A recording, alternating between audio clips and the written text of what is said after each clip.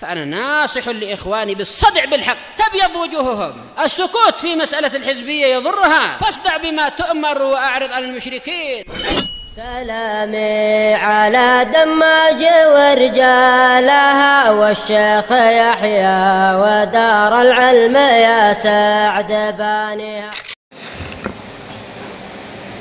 بسم الله الرحمن الرحيم. الحمد لله حمدا كثيرا طيبا مباركا فيه كما يحب ربنا ويرضى. أشهد أن لا إله إلا الله وحده لا شريك له وأشهد أن محمدا عبده ورسوله نبي الله وخليله صلى الله عليه وعلى آله وسلم تسليما مزيدا لا نبي بعده. Ikhwani fid din, a'azzani wa a'azzakumullahu jami'an wa barakallahu fikum. Sebelum kita melanjutkan bacaan berikutnya terhadap Kitabul Jami' min Bulughil Maram yang disyarah oleh Syekh Al-'Allamah Abdul Aziz Ibn Abdullah Ibn Baz rahmatullah alaih. Dua hadis yang sudah kita lewati, 10 dan 11. Setorkan terlebih dahulu, tafaddalu.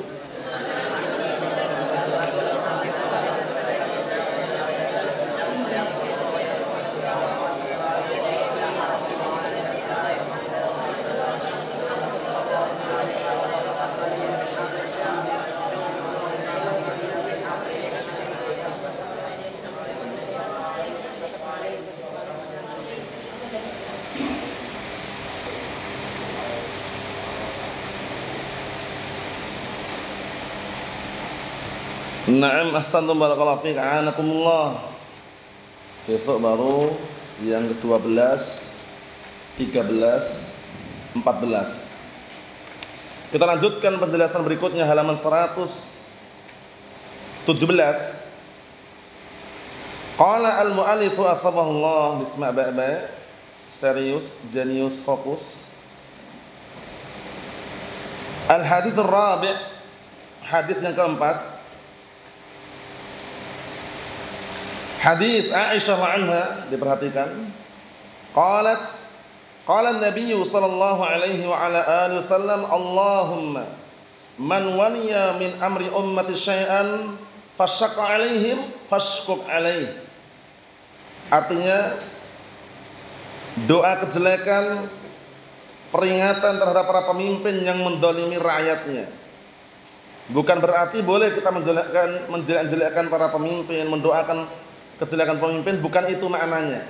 Maknanya ini adalah Rasul sallallahu alaihi wasallam memberikan peringatan kepada para pemimpin yang mereka tidak amanah dalam memimpin. Bukan berarti kita boleh ngikutin dengan dalil ini bahwasanya mencaci maki, menghina, mendoakan kejelekan pemimpin boleh, itu salah di dalam memahami. Sedangkan kalau kita perhatikan siapa Nabi kita Muhammad sallallahu alaihi wasallam, panutan kita, suri tauladan kita. Beliau memberikan wejangan nasihat kepada umatnya, layak atau tidak? Layak. Para pemimpin dinasihati, diberikan arahan yang terbaik oleh beliau, sangat pantas. Sehingga beliau ini mendoakan para pemimpin yang jahat, para pemimpin yang tidak amanah, para pemimpin yang memberatkan rakyat sipilnya. Adapun kita sebagai pengikut beliau, sebagai rakyat sipil, tentunya justru mendoakan kebaikan untuk pemimpin kita selama mereka masih layak dan pantas.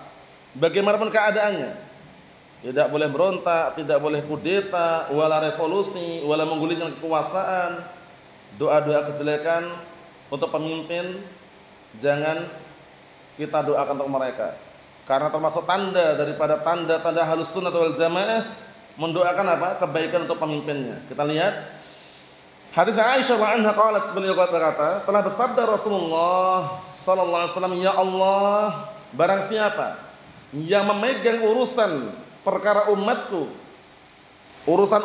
maksudnya memegang kekuasaan, pemerintahan, fasyaqa alaihim, kemudian yang memberatkan mereka, memberatkan rakyat sipilnya, fashquq alaihim, maka beratkanlah untuknya.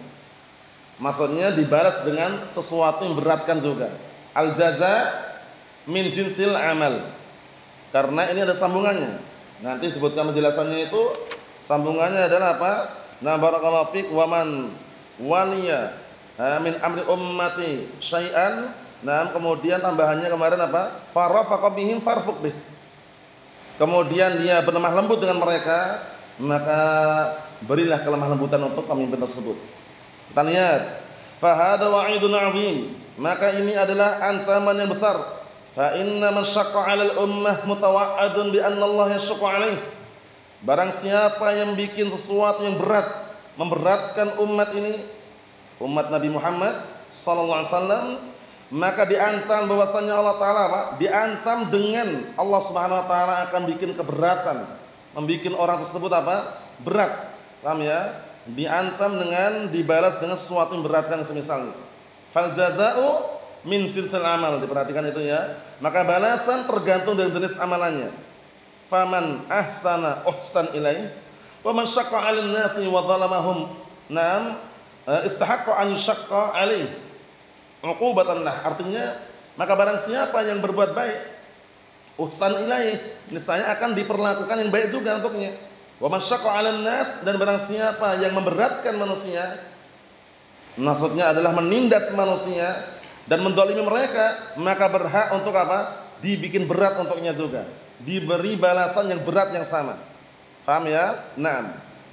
Uqubatan lah, sebagai hukuman untuknya. Hal jazaa'ul ihsan illa al-ihsan. Tidaklah balasan suatu kebaikan itu kecuali kebaikan yang serupa. Wa jazaa'u sayyi'atin sayyi'atun misluha.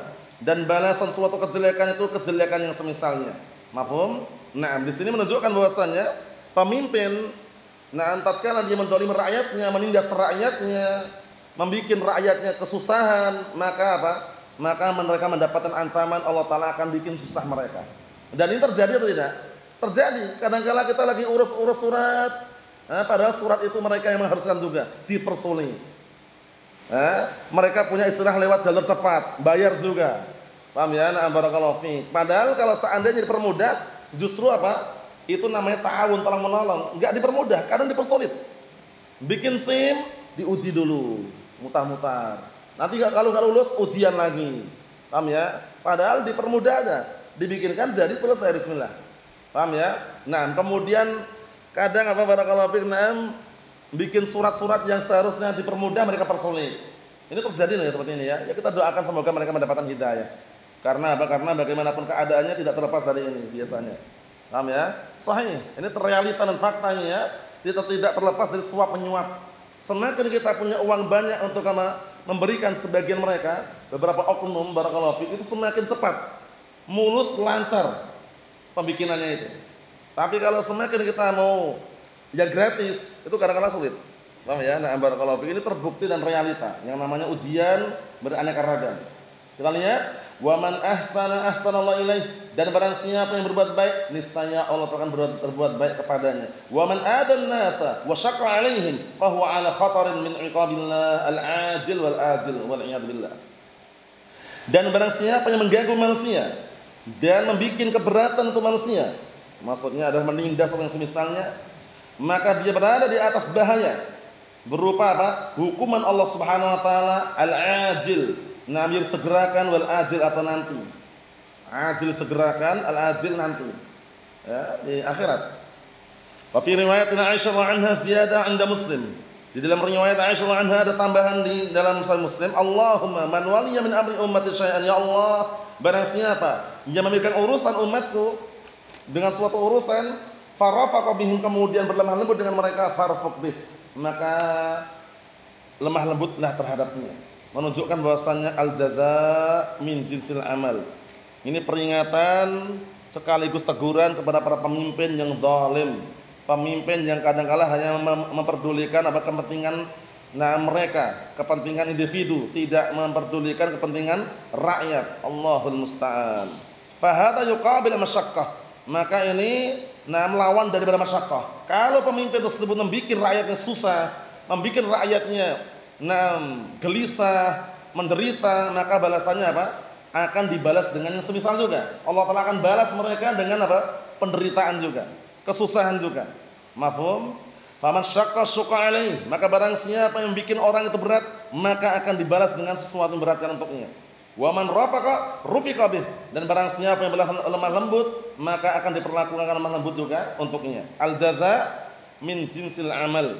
Fal wajib 'alal amir wa 'ala man yatawalla syai'an min syu'unir ra'iyatih. Maka yang wajib atas para pemimpin, ya, yang wajib atas pemimpin dan atas orang yang memegang kekuasaan dari urusan-urusan rakyatnya, kal wazir, apa wazir? Menteri, seperti menteri, wal qadhi, seorang hakim, wa man 'indahu aitam, dan orang yang di sisinya ada anak-anak yatim, wa waliyul aitam, dan dia pengurus yang ngurusi anak yatim, wa nadzalik mimman lahu wilayah, dari kalangan orang yang dia punya kekuasaan ala syai' terhadap sesuatu, al wajib alaih nam yarfaq wa yataharrar rahmah wal ihsan wa badal ma'ruf. Maka yang wajib atasnya adalah apa? Berlemah lembut dan berusaha semaksimal mungkin membiasakan untuk apa?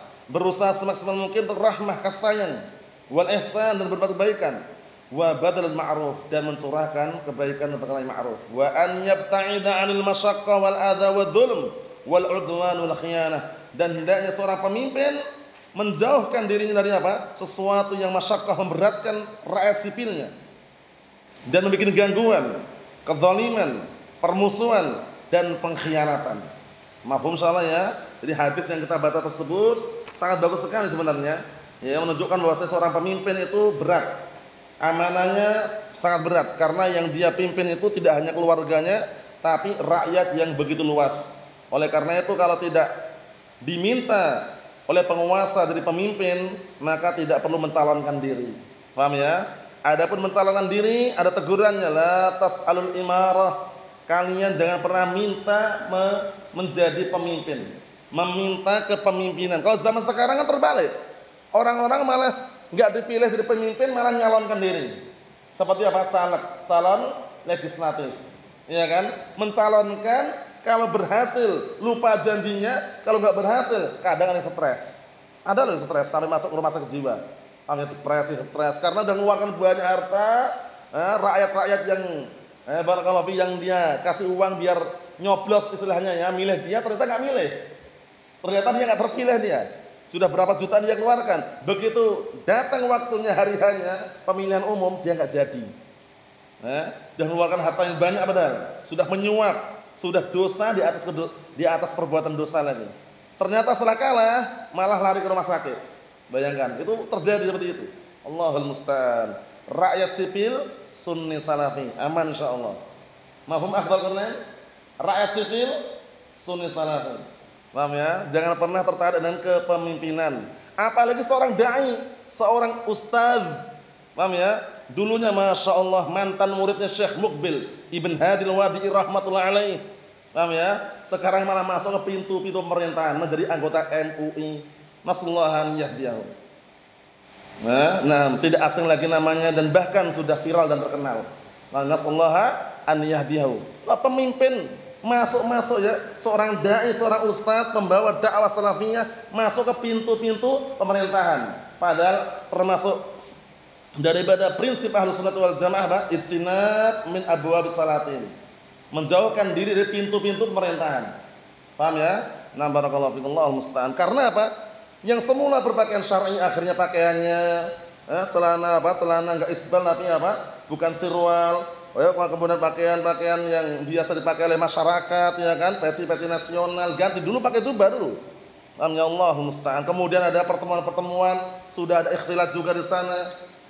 Kemudian kalau sudah masuk dalam pemerintahan itu bagaimanapun di kantornya itu ada syarat yang biasanya tempelkan situ apa?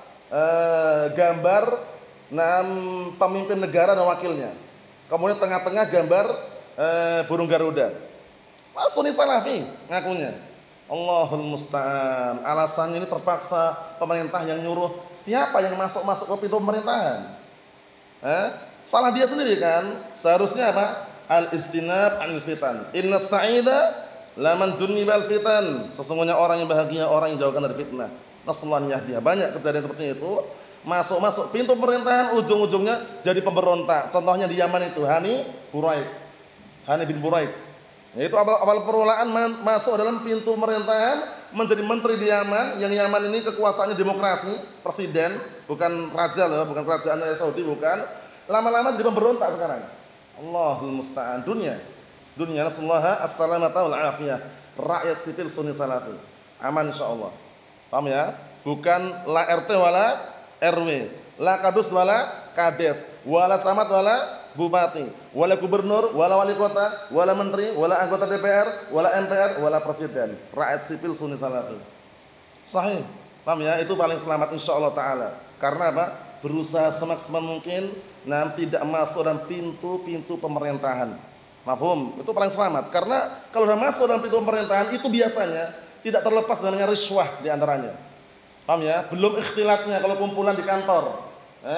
Belum kadangkala yang dikenal dengan apa? Ngerampok harta rakyat, ya, yang viralnya disebut dengan korupsi. Paham ya? Pelakunya apa? Koruptor. Allahul musta'an. Terjadi enggak ini? Ini sekedar apa? Cerita yang memang fakta gitu loh. Bukan istilahnya hanya kata-kata. Paham ya?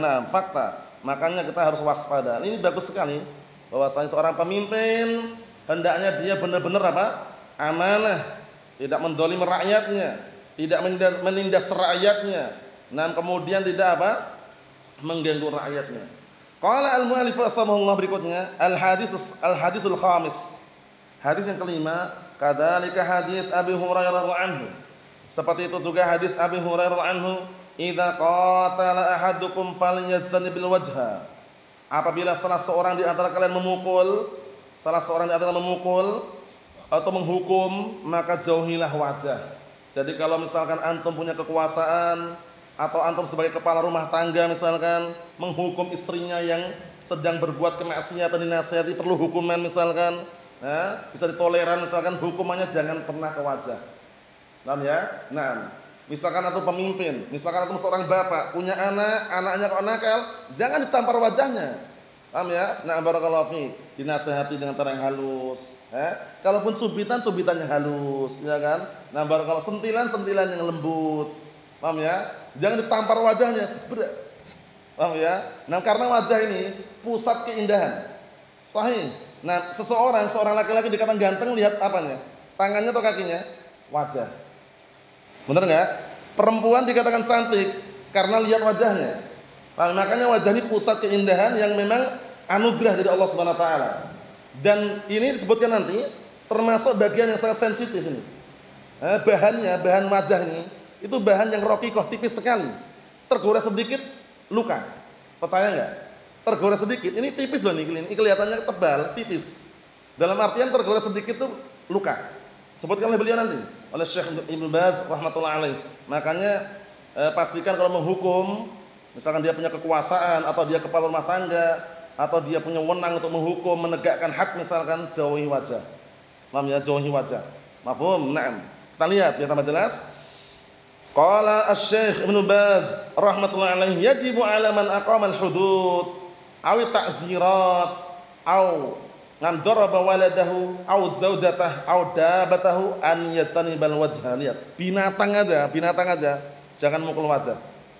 Binatang padahal. Kita lihat. Wajib atas orang yang menegakkan hudud, hukuman-hukuman, aw ta'zirat, sanksi-sanksi, ta'zirat sanksi artinya sanksi-sanksi, atau orang yang mukul anaknya atau mukul istrinya atau mukul dabatah, yaitu hewan tunggangannya, hewan yang dia miliki. Hendaknya menjauhi wajah. Menjauhi apa? Menjauhi wajah.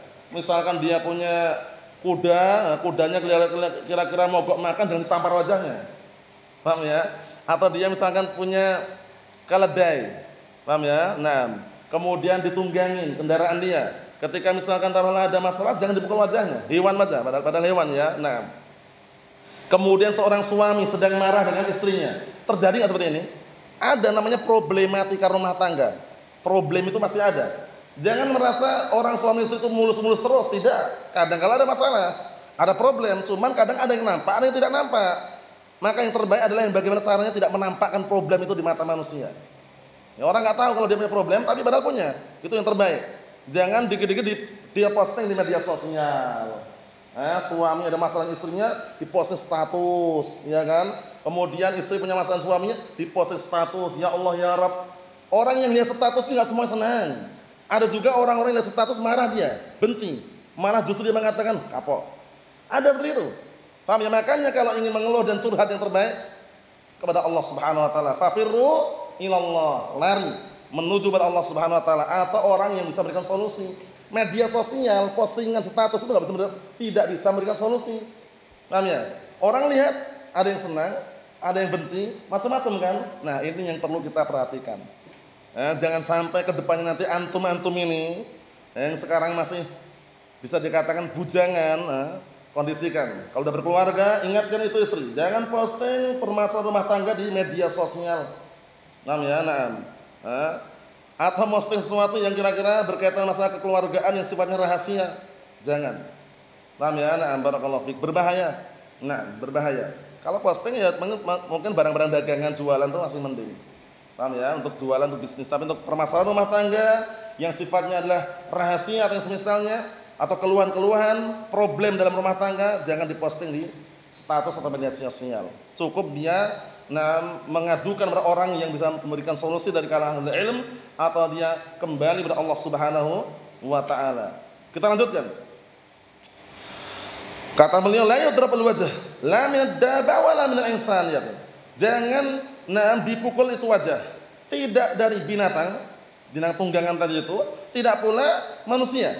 La fil hudud wa la fit ta'zirat. Tidak dalam masalah menegakkan hukum, tidak pula dalam masalah menegakkan sanksi. Misalkan antum seorang guru, seorang syekh, seorang ustadz misalkan menghukum santrinya, jangan ditampar wajahnya. Paham ya? Tampar itu jangan. Paham ya? Lihat hukuman-hukuman yang sifatnya ada faedahnya, kesehatan, push up, sit up, kan kesehatan semua itu. Ya kan? Tapi kalau mukul wajah jangan. Pertama, melanggar syariat. Kedua, belum ada urusan, nanti urusan dengan orang tuanya. Iya enggak? Bisa urusan orang tuanya. Jangan sampai seorang guru, seorang ustaz malah kelahi wali murid misalkan. Allahul musta'an. Itu jangan sampai. Paham ya? Barakallahu fiik. Kalau hukuman push up, sit up itu yang sifatnya ada santai, tenang tapi menyehatkan. Barakallahu fiik. Ini lihat ini. Jadi kalau masalah hukuman hudud atau dalam masalah sanksi, hindari wajah. Paham ya? Nampar wajah jangan. Fil lafdzil akhar, pada lafaz yang lain, fa innallaha khalaqa Adam 'ala suratih. Dikarenakan Allah Taala menciptakan Adam alaihissalam, di atas bentuknya. Di sini jangan sampai salah paham. Di atas bentuknya Allah itu maksudnya apakah mirip Allah Taala? Tidak. Nanti jelaskan oleh beliau, tasbih di sini bukan tasbih al-misl bil misl. Persis itu enggak. Paham ya? Maksudnya barakallahu fiik, secara global tasbih yang sifatnya hanya nama. Seperti ada lisan, ada mata, ada telinga, seperti itu. Ada wajah, tapi jangan dibayangkan sama dengan makhluk. Dijelaskan oleh beliau nanti. Kita lihat biar tambah jelas. Yakni fayanbaghi ihtiramul wajh, maka selayaknya menghormati wajah. Menghormati wajah, memuliakan wajah.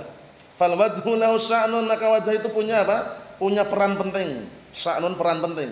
Wa huwa yata'assar bi kulli syai', yang namanya wajah itu sangat pengaruh terhadap segala sesuatu. Iya enggak? Orang biasa nilai si fulan ini wajahnya bersih ganteng. Wajah gitu loh. Paham ya?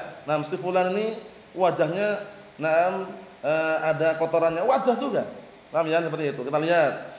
Kata beliau, li anna madatahu raqiqatun, ya, dikarenakan materi bahan wajah ini raqiqah, tipis. Paham ya? Madah itu bahan wajahnya tipis. Tergores sedikit langsung luka biasanya. Paham ya? Antum lihat ketika sudah menginjak awal-awal puber, atau orang-orang yang istilahnya ABG, anak baru gede, atau awal permulaan dia mau dewasa, ada yang namanya jerawat. Orang kadang-kala berusaha untuk menutupi jerawatnya gitu loh. Karena mungkin merusak kegantengan wajahnya. Paham ya? Nampaknya dia itu nampaknya mengganggu lah. Tapi itu ujian, sabar. Paham ya? Barakallahu fiik. Ujian itu bukan? Ujian, sabar. Kadang-kala itu justru ketika ada jerawat itu mengeluarkan mengeluarkan sesuatu kotoran di dalam sehingga berbentuk seperti butiran-butiran warna putih. Paham ya? Karena di dalam akhirnya keluar lewat jerawat itu di antaranya. Ada hikmahnya semuanya sebenarnya. Paham ya? Cuma sabar. Benar atau tidak? Sahih. Itu butiran-butiran hitam yang di jerawat itu dari mana munculnya? Dari luar ada di dalam, keluar akhirnya. Paham ya? Nah, barakallahu fik, sabar. Paham ya? Dari pusat keindahan, kecantikan, kegantengan di wajah. Makanya kalau mukul jangan wajah. Fa aqallu syai'in yu'athir 'ala wajh. Maka minimalnya itu akan berpengaruh pada wajah kalau ada pukulan tadi. Wa huwa fi muqabilin nas. Maka ini di hadapan manusia fayanbaghi istinabuh wal hadar min iqa'il adabih. Maka selayaknya untuk menjauhi perkara tersebut dan waspada dari apa? Nah, membuat gangguan terhadapnya hatta walau fil hudud, bahkan dalam masalah menegakkan hukum pun hindari wajah tadi. Yakunu fi mahalliha, hendaknya pada tempatnya al-la'iqah biha, yang layak, yang pantas dengannya. Wala yakunul wajhu mahallad darb. Perhatikan ini. Dan jangan menjadikan wajah itu tempat pukulan. Paham ya? Ini kadang terjadi ya, kejadian KDRT namanya.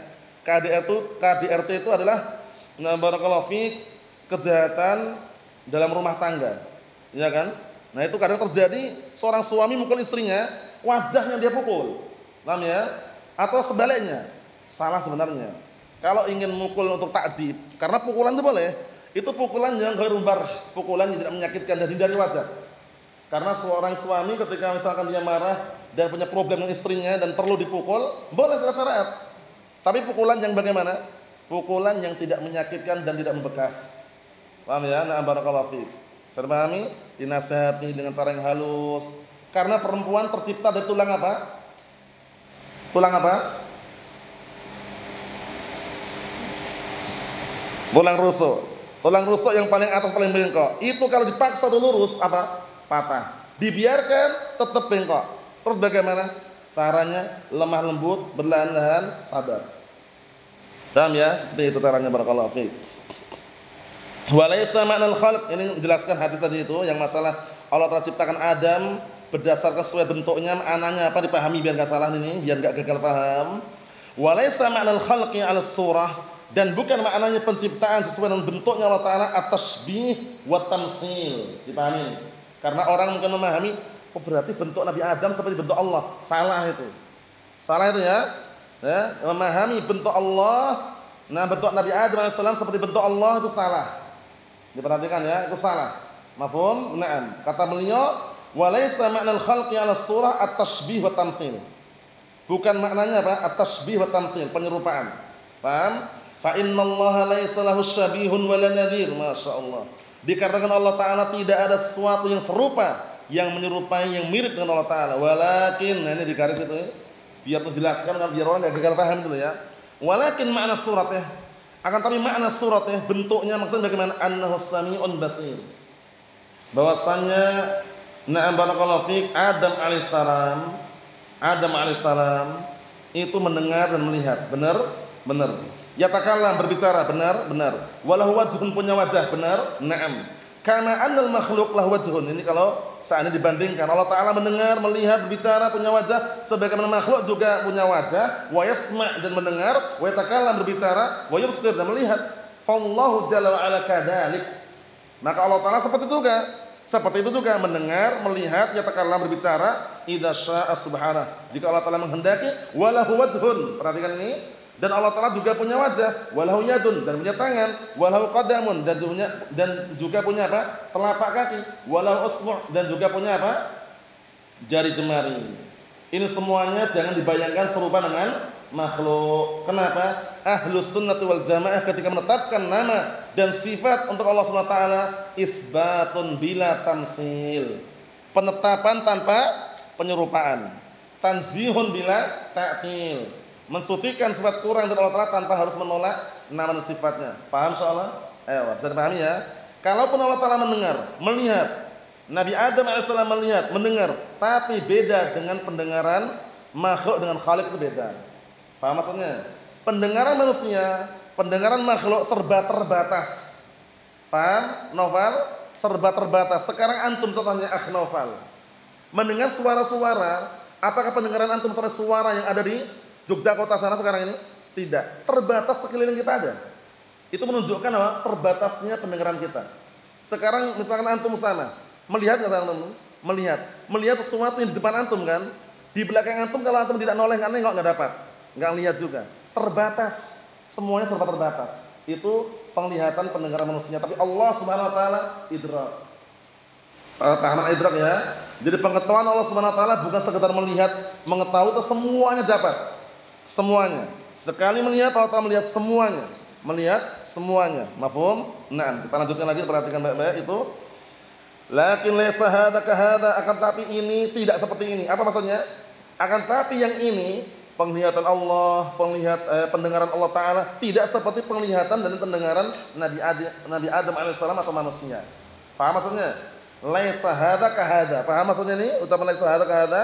Wa li hadza qala azza wa jalla lam yalid wa lam yulad wa lam yakul lahu kufuwan ahad. Zat yang tidak beranak dan tidak diberanakkan, tidak punya anak, dan juga zat yang tidak ada satupun yang sepadan sekufu dengan Allah Taala. Kemudian juga perkataan Allah Taala, "Fala tadribu lillahi amsal." Dan jangan kalian menjadikan untuk Allah Taala permisalan-permisalan, tandingan-tandingan. Laisa kamitslihi syai' wa huwas samiul basir. Tidak ada sesuatu apapun yang serupa dengan Allah Taala, dan Allah Taala zat yang Maha mendengar dan Maha melihat. Ikhwani fid din, a'azzani wa a'azzakumullahu jami'an wa barakallahu fikum. Kita ambil satu lagi. Qala al-mu'allif rahimallahu al-haditsus sadis, hadis yang ke-6, diperhatikan ini. Kadzalika hadis, seperti itu juga hadis Abi Hurairah anhu. Qala yaqulu sallallahu alaihi wasallam lamma sa'alahu insanun awsini qala la taghdab faradda miraran qala la taghdab. Yaitu hadis Abi Hurairah anhu. Tatkala ada salah seorang yang waktu itu berkata dan meminta, "Ausini, berilah aku wasiat ya Rasulullah." Qala la taghdab, kamu jangan marah. Faradda miraran, kemudian orang itu mengulang-ulang lagi. Ausini, qala la taghdab, kamu jangan marah. Nah, penjelasan la taghdab sekarang. Jangan kamu marah. Paham ya? Karena marah barakallahu fiik, manakala dia marah kemudian berlebihan, tidak terbendung amarahnya, pertama, bisa menyebabkan pada perkara-perkara yang haram, seperti membunuh, atau bahkan menceraikan istrinya, atau bahkan mengambil harta manusia, mendolimi sahabatnya, sebabnya karena marah. Tapi nanti ada obatnya. Obat marah ini, barakallahu fiik, ada di dalam syariat. Tidak diperjualbelikan. Paham ya? Pertama, at-ta'awudz, isti'adzah billah, a'udzubillahi minasyaitonir rajim. Kedua, wudu. Paham ya? Jadi kalau marah, pertama ta'awudz, kedua wudu, yang ketiga nanti barakallahu fiik, dia kalau berdiri duduk. Kalau dia duduk bersandar. Paham ya? Maksudnya apa? Semuanya ada solusinya. Paham ya? Nah, ketika wudu diantaranya memadamkan api panas. Karena ketika marah biasanya panas. Hawanya panas, bisa dikatakan dari dalam itu ada sesuatu yang menyala sehingga panas. Didinginkan dengan wudu. Paham ya? Kemudian ketika berdiri urat-urat tegang. Dia marah. Didudukkan, mulailah urat-urat tadi melemas. Reda dia. Paham ya? Nah, ini termasuk solusi. Kita baca aja di tempat jelas. Qala Asy-Syaikh Ibnu Baz rahimahullah, fa hadza fihi al-hadar min al-ghadab. Maka di sini ada peringatan dari al-ghadab, marah. Wa annahu yanbaghi lil mu'min an yataba'ad an asbabih. Dan bahwasanya selayaknya bagi seorang mukmin untuk menjauhkan dirinya dari sebab-sebab yang membuat orang marah. Wa an yahrisa ala izalatihi idza waqa'. Dan hendaknya bersemangat untuk menghilangkan amarah tadi apabila terjadi. Mafhum? Lawannya adalah sabar. Sedangkan kesabaran apa balasannya? Innama yuwaffas sabiruna ajrahum bighairi hisab. Hanya saja orang-orang yang bersabar itu akan diberi pahalanya, ganjarannya tanpa terhitung. Mafhum? As-sabru murrun kasmihi madaqatu, lakin awaqibahu ahla minal asali. Kesabaran itu pahit sebagaimana namanya, akan tapi hasilnya lebih manis daripada madu. Mafhum insyaallah? Naam. Kesabaran yang hakiki di awal permulaan terjadi bencana, di awal permulaan dia, nah barakallahu fikum, ditimpa suatu musibah, atau setelahnya, di awal permulaan, sebagaimana perkataan Nabi kita Muhammad sallallahu alaihi wa ala alihi wasallam, innamas sabru 'inda as-sadmatil ula. Sesungguhnya kesabaran yang afdal itu di awal permulaan orang ditimpa musibah. Kita lanjutkan, disimak baik-baik.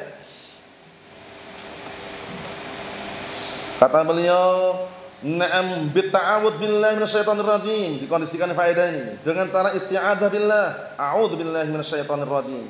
Karena seringnya kalau pas marah yang sangat itu setan ada peran di situ sehingga kita isti'adzah billah. Yang kedua bil wudu syar'i, dengan wudu yang syar'i. Ambil air wudu untuk meredamkan barakallahu fik api yang panas tadi itu. Paham ya seperti itu. Karena ada beberapa barakallahu fik manusia itu yang tipenya beda-beda. Setiap tempat itu beda-beda. Mungkin Sumatera, Sulawesi, Jawa ini yang paling panjang sumbunya. Dalam artian itu istilahnya Jawa ini paling panjang sumbunya itu untuk bikin marah itu kadang sulit, sampai beberapa waktu baru marah. Kalau Medan ibaratnya sumbunya pendek. Paham ya? Ini kita bicara secara umum dulu. Paham ya? Cepat marah, terbakar. Kalau Sulawesi itu biasanya kata mereka tidak ada sumbunya. Paham ya? Tapi itu enggak secara mutlak juga. Paham ya? Itu hanya gambaran global, masing-masing tempat itu beda-beda. Paham ya? Tidak menghukum secara mutlak. Orang Jawa coba injak kakinya. Dia paling-paling enggak teriak-teriak, maaf mas, biasanya, tapi nggak semuanya juga. Menunjukkan bahwasanya setiap tempat itu beda-beda. Paham ya? Sekedar selingan bahwasanya kadang-kala barakallahu fik mungkin Anda saksikan ada yang mudah terbakar, sehingga kadang-kala ada yang punya sumbu, ada yang tidak ada sumbunya. Ada yang sumbunya pendek, ada yang panjang juga. Paham ya? Itu ibarat paribahasa. Sumbu pendek berarti dia masih tersulut sehingga marah cepat juga. Yang tidak sumbunya langsung marah dia. Yang sumbunya panjang ini bertahap dia. Ibaratnya kalau orang bakar, itu kan nanti sampai ke ujungnya itu kan lama kalau sumbunya panjang. Paham maksudnya ya? Itu sekedar paribahasa. Paribahasa yang biasa digunakan oleh orang-orang. Syahidnya barakallahu fi, obatnya pertama tadi apa Sadiqun? Obat marah tadi isti'adzah billah, ta'awud, a'udzu billahi minasyaitonir rajim. Yang kedua wudu syar'i. Yang berikutnya, wa bi ghairi hadza min asbab allati yaraha tu'inuhu 'ala tarkil ghadab. Dan juga selain ini dari sebab-sebab yang bisa membantu dia untuk meninggalkan marah. Li'annahu ma tashtadda ghadabuhu qad yaqa'u fi ma'atib wa makhatir katsirah. Artinya dikarenakan kapan semakin dahsyat, semakin keras marahnya bisa terjatuh dalam ma'atib itu mahalik. Ma'atib maknanya mahalik. Dia terjatuh dalam perkara-perkara bisa membinasakan, wa makhatir, dan perkara-perkara yang berbahaya katsirah banyak sekali. Wa qad waqa'a hadza min katsirin minan nas, dan sungguh telah terjadi perkara ini kebanyakan manusia terjadi sebabnya karena marah pertama. Fakam min qatilin waqa'a bisabil ghadab. Betapa banyak pembunuhan sebabnya karena marah. Pembunuhan terjadi sebabnya karena marah. Terjadi seperti itu. Paham ya? Wa kam min matlumin bighairil haqqi waqa'a bisabil ghadab. Dan betapa banyak orang yang terdolimi tanpa ada unsur alasan yang benar, sebabnya karena marah. Wa kam min talakin, tolak. Apa tolak ini? Perceraian. Ini terjadi loh ya. Perceraian waqa'as terjadi bisabil ghadab, sebabnya karena marah. Gara-gara istri masak. Yang namanya awal permulaan nikah itu kan masakan enggak enak kadang. Iya kan? Kadang misalkan masak dimasukkan garam keliru gula, wajar. Paham ya? Langsung marah dia, anti tolik. Ditalak 3 langsung. Pendapat yang kuat itu dihitung 1. Karena perceraian ini enggak sembarangan. Perceraian ini ada prosesnya, ada talak bain, talak raj'i. Talak raj'i itu talak pertama, talak kedua. Talak 3 pisah. Wah, makanya para ulama menguatkan pendapat ucapan anti talak 3 kali atau anti talak dalam satu majelis dihitung 1. Itu baru 1 talak itu. 1 talak ini ada prosesnya, apa namanya? Iddah, masa iddah. Penungguan masa iddah karena talak yang dikatakan sunni itu mentalak istrinya ketika dalam kondisi suci bukan haid. Paham ya?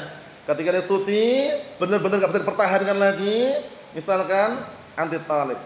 Dihitung haid, suci, haid. 3 kali haid, masa iddah selesai, talak 1. Sambung lagi anti talak, talak kedua. Sama juga prosesnya, haid, suci, haid. Paham ya? Suci yang berikutnya kok dilanjutkan anti talak, udah talak 3 nih, pisah. Paham ya? Nah, di saat itulah baru kadang-kala ada penyesalan. Wah, kok terburu-buru. Bukan salah orang yang memberikan nasihat, Salah dia kenapa tidak bersabar. Paham ya? Permasalahan gara-gara masak, bumbunya enggak cocok. Padahal Rasulullah SAW telah menjelaskan dalam hadis masalah makanan, bagaimana akhlak dan juga anjuran beliau. Kalau suka makan, kalau enggak suka makanan apa? Ditinggalkan. Bukan dikasih maki. Kadang orang salah di situ. Paham ya? Masakan istri kurang enak, suaminya marah-marah. Salah enggak itu? Salah. Ditoleransi kalau masalah masakan. Masalah masakan itu bukan masalah manhaj kan? Bukan masalah akidah juga kan? Toleransi. Masa langsung gara-gara marah anti tolak udah ribut, akhirnya problem lagi. Allahul musta'an. Sekedar selingan. Sebabnya karena apa tadi? Marah. Tolak ini banyak kejadian ini tolak gara-gara marah. Nah, tapi setelah marah dia sadar. Eman. Tadi kenapa ya kok mencapaikan istri? Padahal masih baik, masih bagus, setia juga. Mikir itu setelah dia menyesal. Tapi ketika marah enggak terkondisikan ya. Anti talak. Istrinya ngobrol lagi, maaf, anti talak. Kemudian ngobrol lagi, minta maaf, anti talak. Ditalak dalam satu majelis. Nah, barakallahu fiik. Itu dihitung satu pendapat yang kuat. Mafhum insyaallah ya. Kita lanjutkan dikit lagi. Kata beliau barakallahu fiikum, ila hada, bahkan selain perkara ini juga. Fayan baghil mu'min an yataharra asbabal afiyah minhu. Maka setelahnya bagi seorang mukmin berusaha semaksimal mungkin untuk apa barakallahu fiik, menempuh sebab-sebab yang terselamatkan darinya. Wal bu'du an asbabihi, dan menjauh dari sebab-sebab marah tadi. Fa idza waqa'a fi, perhatikan ini, maka apabila terjatuh dalam marah tadi, falyubadir bil asbab allati tudfi'uhu, maka hendaknya dia bersegera menempuh sebab-sebab yang bisa memadamkan amarah tadi. Pertama apa tadi?